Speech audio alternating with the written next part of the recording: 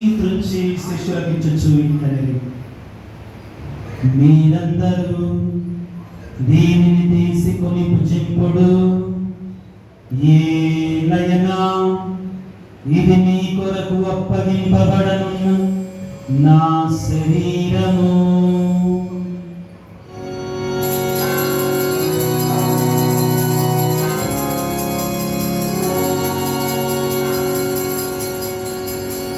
అనంతరం పాత్రను అందుకొని మరల మీకు కృతజ్ఞతావందనములు చెప్పి స్తుతించి శిష్యులకిచ్చుచు ఇట్లనిరి, మీరందరూ దీనిని తీసుకొని దీని నుండి పానము చేయుడు. ఏలయనా ఇది నూతన నిత్య నిబంధన యొక్క నా రక్తపు పాత్రము.